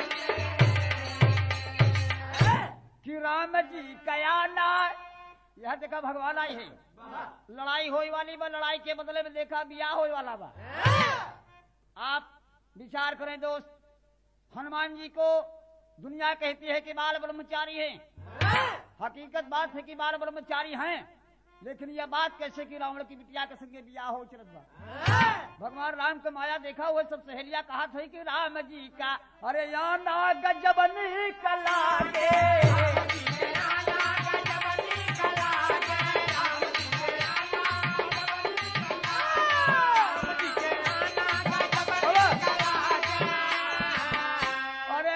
सिंदूरा डाले दुल्हन के कपारे पे, सिंदूरा डाले अबा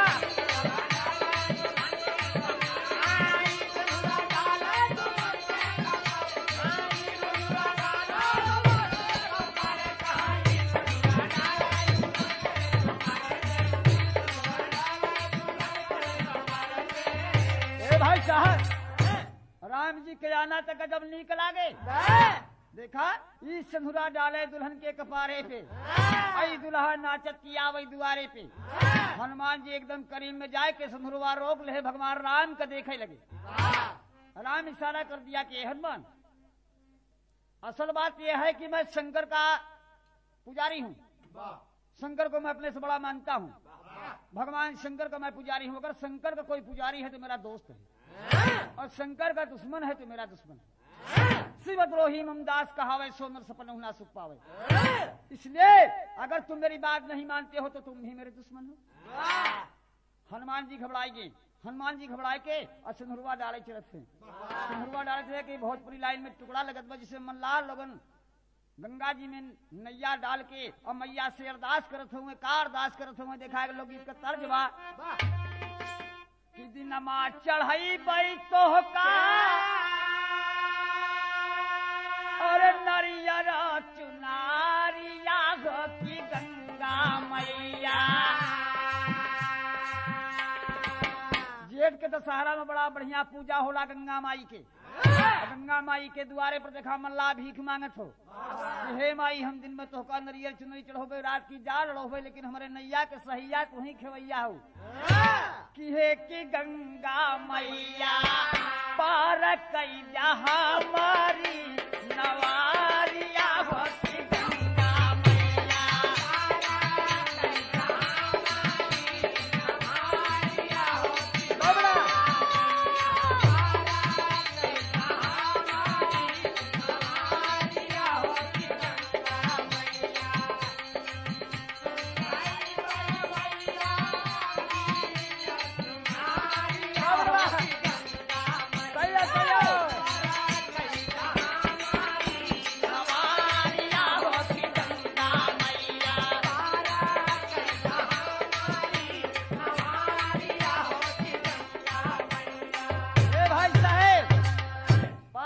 हमारी नवरिया हो की गंगा मैया।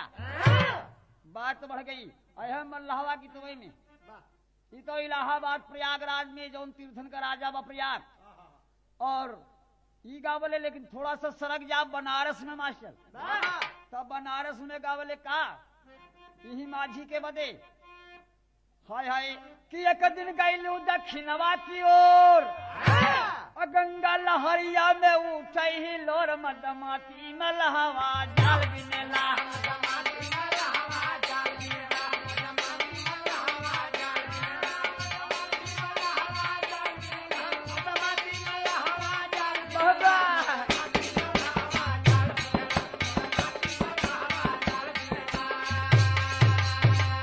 मदमाती में लहवा जाल बिनेला अपने अपने दुल्हवा के सब बड़काई करे थे अपने अपने तर्जिया में सभी माहिर हैं। देखा ही मल्लाह लोगन के लोकगीत बा लेकिन यह हिरन के लोकगीत बड़ी अटपट रही। अब के बारात में तो बड़ी शोभा होत बा अगर बिना जगलेटर के दुबरा लगी है तो खाना पीना कुछ ना मिले बराती के और तब दुबरा कैसे लगत रहे। हिरन के चौधरी रहे दुआरे पहुंच जाए कहा अब गीत गाए जा तो सोवत तिरिया उठ के बैठ जाए और गाँव हिरवा गीत में का गावे हरे कहा यहीरा का पुतवा बड़ा मजबूतवा राजा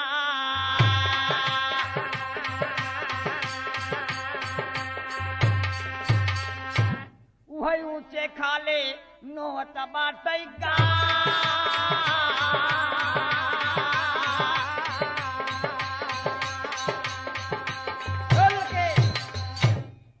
हीरा का पुतवा बड़ा मजबूतवा और ऊंचे खाले नौवत पर तो पिछोरवा से सब कहेगा कहा वह हिरन के बारात आए स्वागत हो भाई। और पहली धार जब मारे दोहनिया में कुठवई नजर उड़ी ये तो वाहिर कहे मजा ले लेता पसिया हुआ गीत थे भाई साहेब। और पासी लोग का मांगत रहन पासी लोग मांगत रहन कि जब दोबारा पिए उबई जहाँ पानी पिए के होए वहाँ 2 कुआ दारू दोबारा लागत की 3 कुआ और जब खाना खा तो 4 कुआ सवेरे विदाई पे 5 और पहुंच जा लेके भाई साहब भेलहा में भेलहारे में एक डोली लेके तब डोली से बारात आवत रही बेटवा और पहुंच जाए दुई कूड़ा जब पहले मिल जाए तो गिलास में गिलास टकराए लागे तो पसीमन झुलमुलाए लागई। और चौधरी वंश कहे दादा को इस पमारा गाय देते हैं। भाई साहब तो गावई लागई गावई की माँ दावई पियई का चाही महादानी का तोरिया दूधावई पियई का लाली गा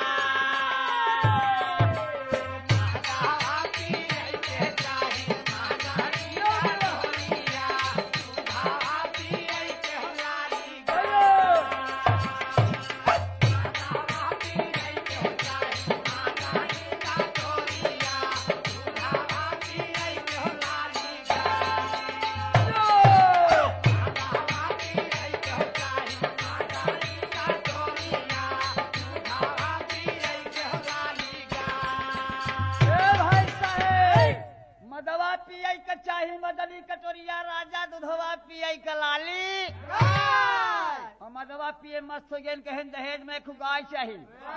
भाई साहब मदवा पिए तो पिए लड़खड़ाई लागे ढेलौचिया में और दोबारा लागत की तो मामला का गड़बड़ाई गवा की महदाई पिए से पासी होई गा माता वाला बीवी गा ढेला हारे माजा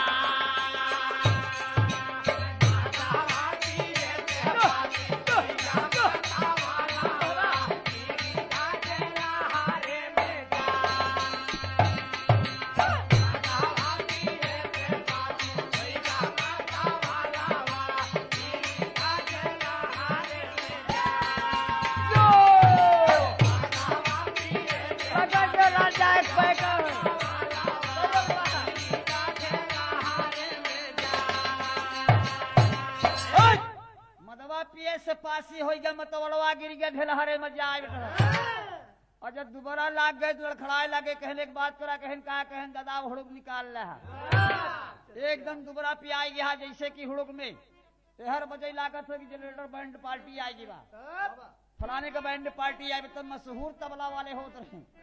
भाई साहब उनका तबला यह वजह कहा कि हुड़ुक निकाल ले और एक डुप्लीकेट मेहरारू बनाई दे एक गुजरिया बनाए के और मट्टी के तेले में बोतल लगाई दे और फुहारा चले लगे एक जिन्हें हुड़ुक ले ले एक जिन्हें मजीरा ले ले गावे लगे तो दुल्हनिया पहले कहा गाया चलब और वही ताल में हुड़ुक बजावत है धाय धाय धाय धाय।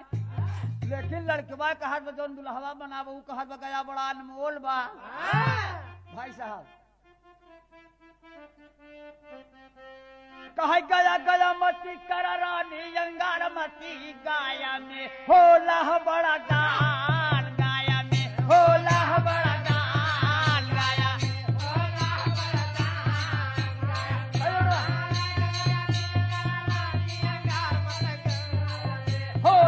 बड़ा दान गाया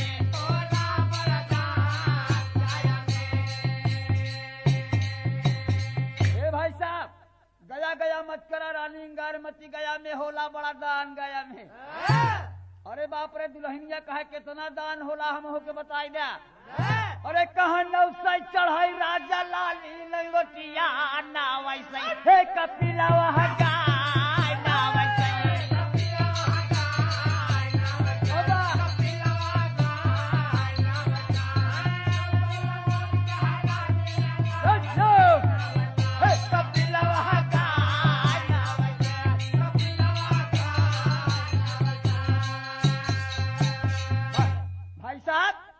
ये तो देश देश का लोक गीता का मनोरंजन चार लाइन है। हर आप विचार करें कि हनुमान जी लेके सिंदूर डाल दिया सहेलियां गावे लगी जी और सिंदूर डाल दिया तो हनुमान जी का ससुराल लंका में हुई। वाह वाह कटे हुए शीश में भगवान राम की बात मान करके हनुमान जी सिंदूर डाल दिया और राम और रावण की लड़ाई शुरू हो गई। राम रावण की लड़ाई हुई रावण मारा गया। रावण को मार करके राम विचार करने लगे कि लड़की का शीश क्या हो ये शंकर का वरदानी है। हनुमान जी कहा कि मैंने आपकी वचन को पूरा कर दिया सिंदूर डाल दिया क्या मैं शीश ले जाकर दुल्हन बनाऊंगा इसको आप इसको जला दीजिए महाराज। भगवान पुरुषोत्तम मर्यादा राम उस शीश को जला दिया और वो शीश अंतिम लाइन में आप प्रमाण में पाएंगे भोले भगवान की वचन को द्वापर में अपना अंश दूंगा। आ गया त्रेता पूरा बीत गया द्वापर का जुग लग गया और वो लड़की रावण की बिटिया जरा गीत समझला। रावण की बिटिया पैदा होती है जिसका नाम पड़ता है बावड़ी। वही शीश जिसमें हनुमान जी ने सिंदूर भर रखा था। तो अंतिम लाइन में एक भावना पाएंगे आप, आखिरी गीत का प्रणाम। वो भगवान शिव की वचन है कि द्वापर में बिरना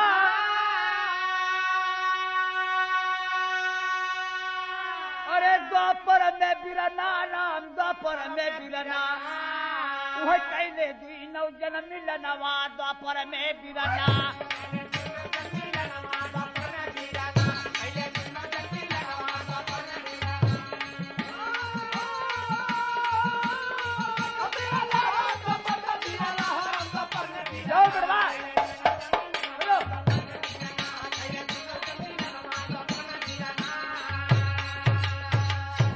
त्रेता का वरदान रहा युग द्वापर जब की लागल। अरे बरुणी भैली हिडामिनी भाई पिया बिरह में पागल जागल फिर से तन मदनवा द्वापर में बिरना।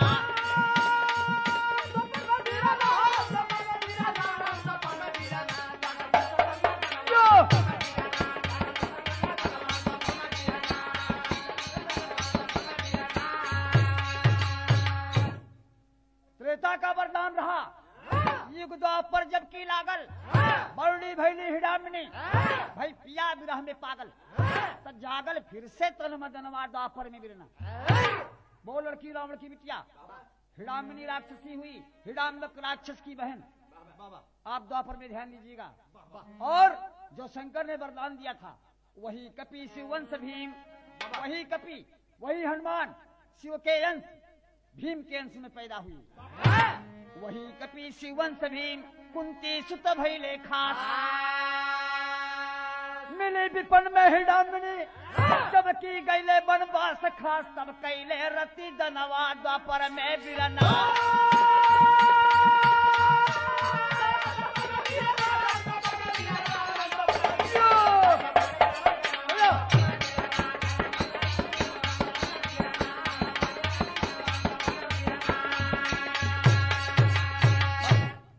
तब कैले रति दनवा द्वापर में बिरना।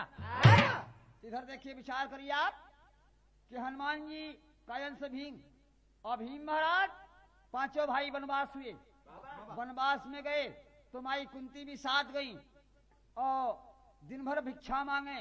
शाम की भोजन बने तब वो भीम का पेट न भरे। भीम भूखान बैठा रहे अलग रात में और की हिडाम्बक राक्षस भुखाई गए। अपनी बहनिया से कहे कि हे लड़की कहन का कहन करूं मनई के मांस गंधात बा। अब पकड़ लिए होते थे का भोजन बनाए ले भाई साहब। और लड़की गई हिडामणि खोजने के लिए तो भीम मुस्टंडा बैठा। हिडामणि देखे मोहित हो गई। एक तो भगवान शंकर का वचन रहा का एक जवान कहा के तू। भीम महाराज कहे कैसन तू। कहन हम तो के आहार करबई। भीम कहा हम तोहार श्रृंगार करबई।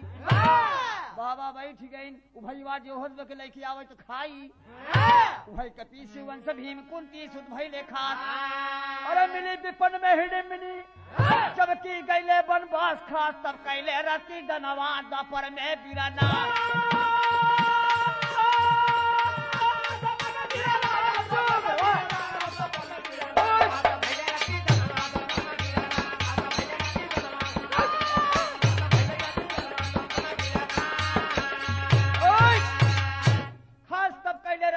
द्वापर में बिरना। बात भगवान शंकर की पूरी हो गई और हिडामणि राक्षसी भीम से प्यार कर लिया। माई कुंती के जगह की भीम कहे मैया लड़की आई हमारे पास। माई कुंती देखी इनके जंगल में पतो मिल गए कम से कम खाना तो बनाई। बैठा नहीं भगवान भोलेनाथ के वचन कितनी बड़ी सत्य हुई। शंकर का वरदान त्रेता का था द्वापर में दुल्हा देते भीम को। और भीम के थोड़ा समय बीतने पर एक लड़का पैदा हुआ घटोत्कच। घटोत्कच के लड़का पैदा हुआ तो भीम सोच कि नाती हुए छोड़ के तो हम चले आई यही। वह घटोत्कच के तो भवा बरबरी कहे दया राम गुरु साधो। अब लड़ना चाहा महाभारत में तब छलबाजी कैले यादव माधव काटनी गरज दनवा द्वापर में बिरना।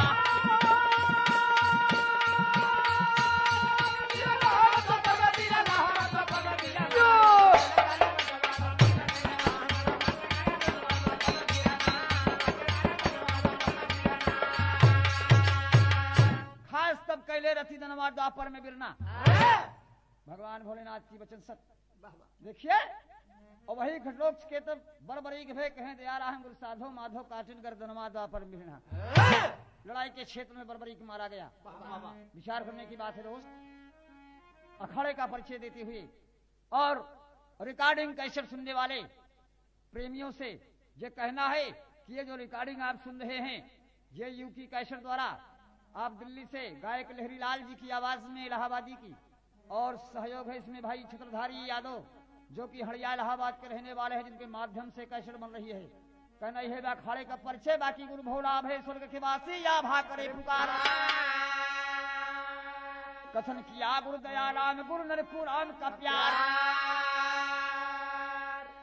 हाय हाय जवनिया जल के राख हो गई लहरी लाल जी चूमे लंबे के चरनिया जवनिया जल के राख हो गई।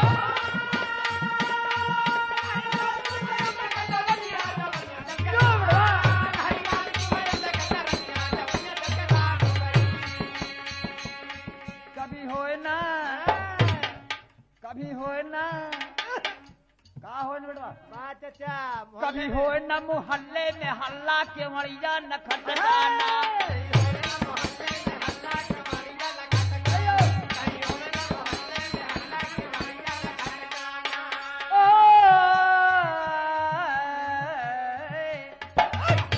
दरवाजे पे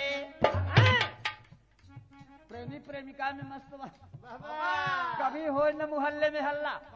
लड़कवा रोज खुले आम मिलत लड़कीवा कहा था कि ऐसा न करा। कभी हो न मोहल्ले में हल्ला के मरिया मत खटकाना। लड़कवा कहा तब का करी कहा दरवाजे पे अरे दरवाजे पे ताला है लल्ला आगे ताला लाग बा। दरवाजे पे ताला है लल्ला पछवाड़े तड़े आ जाना।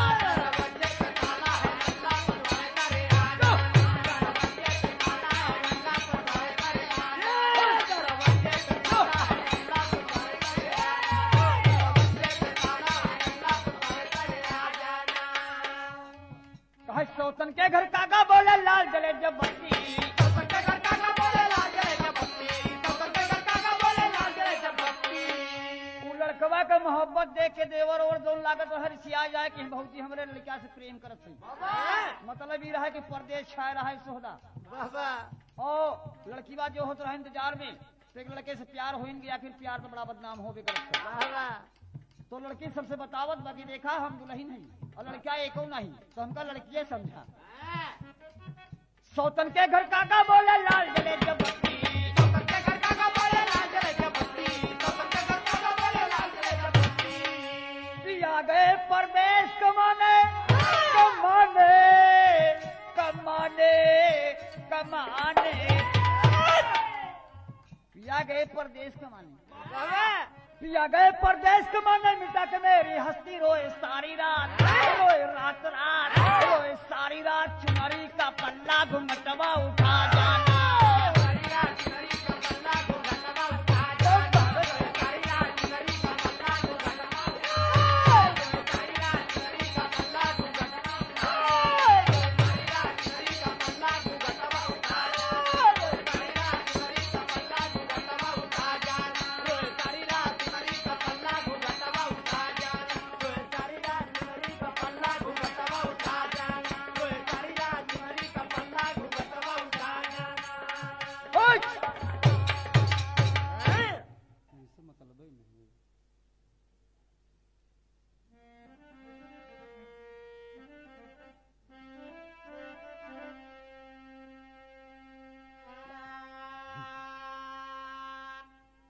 सावन सावन सावन सावन सावन का महीना बड़ा मनभान होला मास्टर।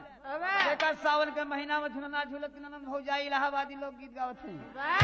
का गावत है कि कौन रंगा मूंगावा और कवन रंगा मोतिया कवन रंगा नाना दीरे तोर दीराना कवन रंगा नाना दीरे तोर दीराना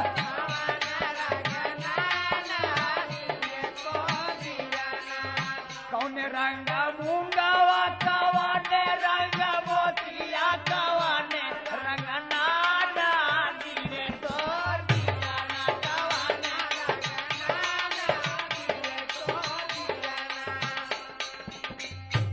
प्रश्न होला मास्टर भौजाई पूछत से कि कौन रंग ननदी रे तोर बिनना नदिया बतावत है कि लाले रंग मूंगावा सफेद रंग मोतिया सफेद रंग मोतिया रंग मोतिया मोतिया सफेद रंग मोतिया।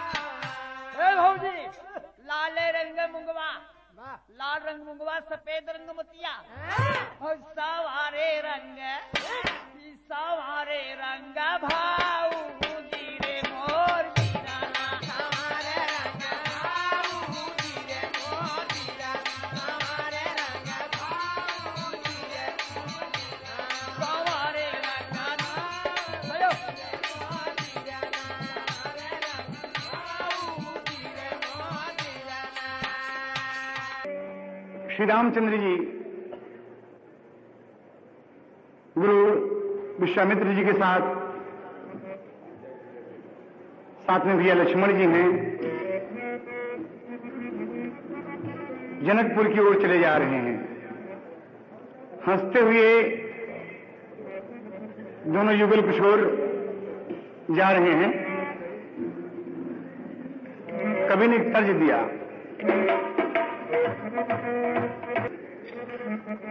कि जिया लागे ना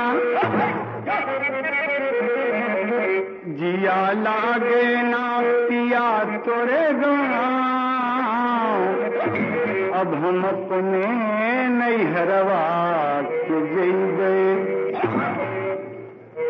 नगवा का कहा था कि का भयल बानी हमरा के गाँव गोरी काहे नैहरवा के जइबे।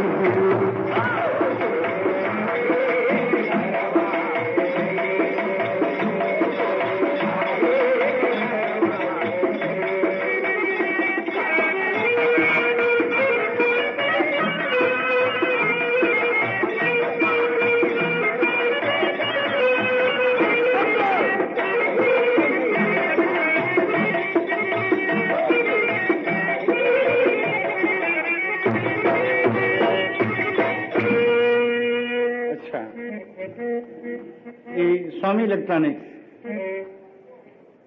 दादर बंबई की तरफ से 50 पुरस्कार बार बार प्रणाम है।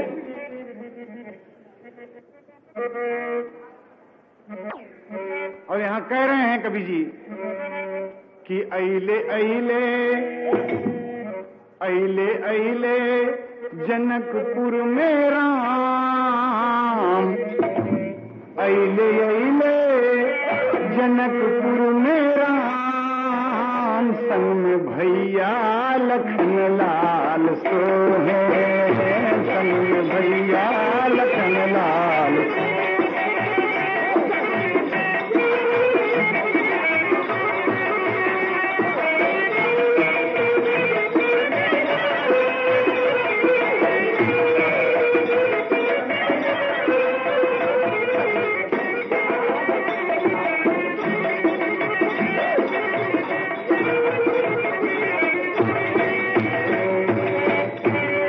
जनकपुर की धरती हसल हो आज जनकपुर की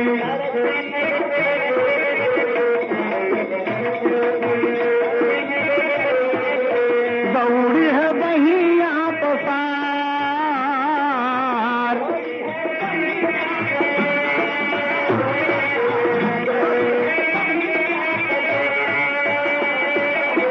दौड़ी है बहिया पसार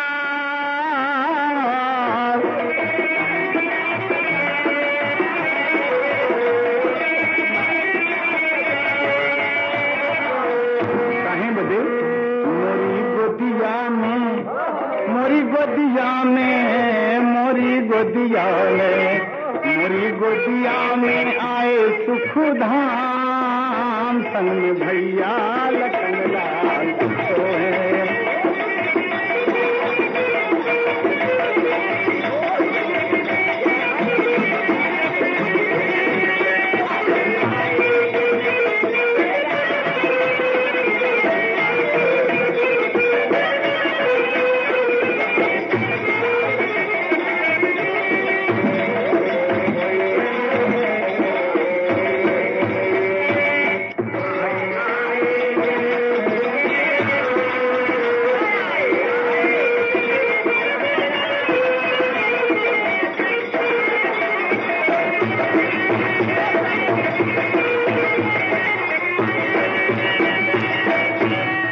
प्रमाण है।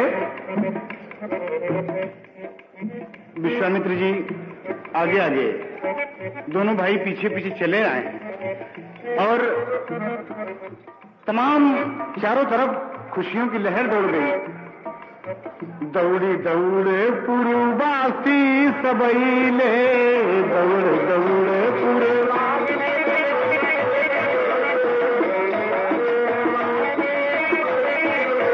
दौड़ दौड़े पुरवासी सबैले, दौड़ दौड़े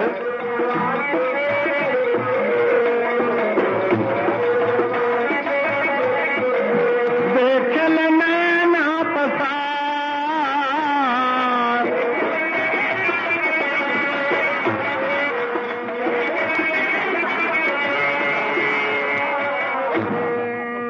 लुगये भूल गए, लुगये भूल गए, लुगये भूल गए अपना के काम, संग में भैया लखन लाल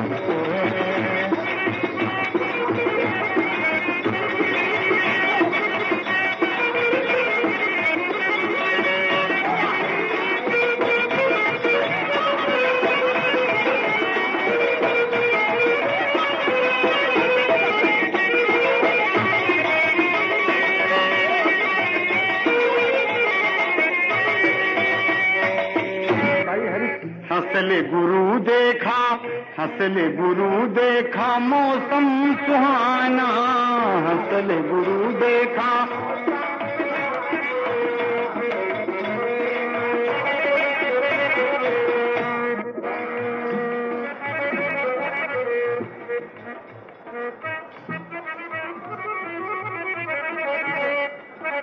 क्या कहते हैं? जोड़ियन से बोले पुकार,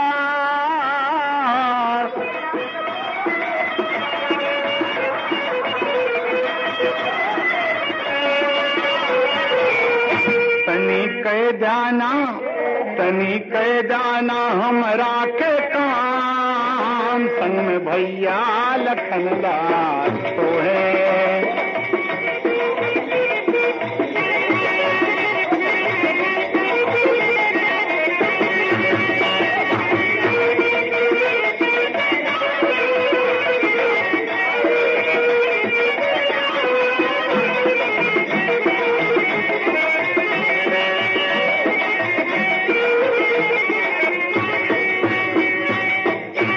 अंतिम प्रमाण, राम कहन लागे धई के चरणवा,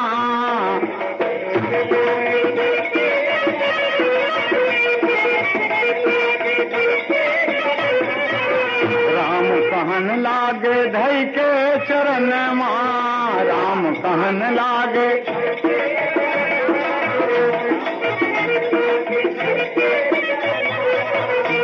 अरे हंसले हैं राम आधार,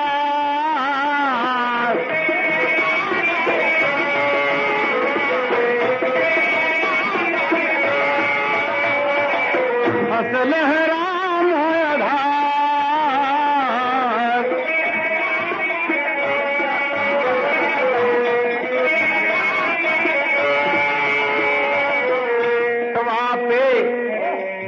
अब तो होठवा पे, अब तो होठवा पे हरि जी के नाम, संग में भैया लखन लाल तो है।